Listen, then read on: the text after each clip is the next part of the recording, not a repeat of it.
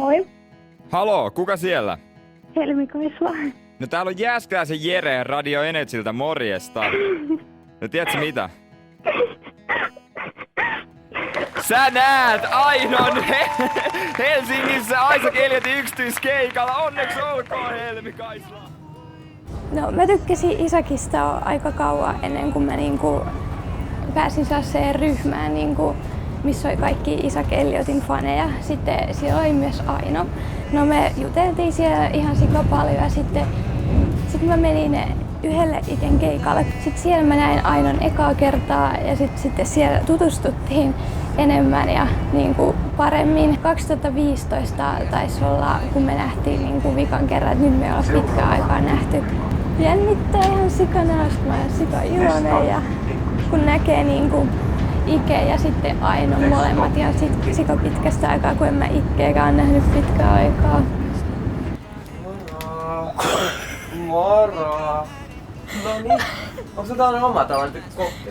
Koko matka. Miten menee? Tosi hyvin. Isak on niin ihana ja sillä on niin hyvä ääni ja se on niin positiivinen ja se on kaikille sellainen mukava. Tyylikäs. On. Tyylikäs kahvikuva. Jes, kiitos.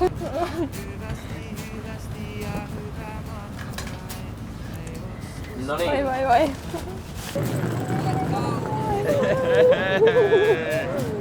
Tää tyttö, joka nyt oli tuolla junassa, niin se on myös saanut parhaan kaverin mun musiikin kautta, mikä on musta tosi hienoa. Ja kun mä luin noita tarinoita, niin siellä oli aika paljon sellaisia tarinoita, että on saanut uusia kavereita. Enhän mä sitä koskaan mieti, kun mä oon studiossa, että joo, tää tulee varmaan auttaa jotain ihmistä tosi paljon.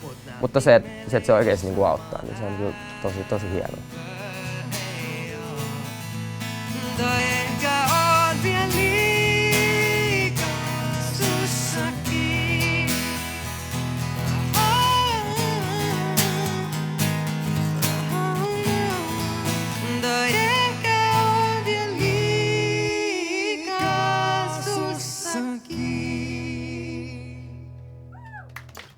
Yes.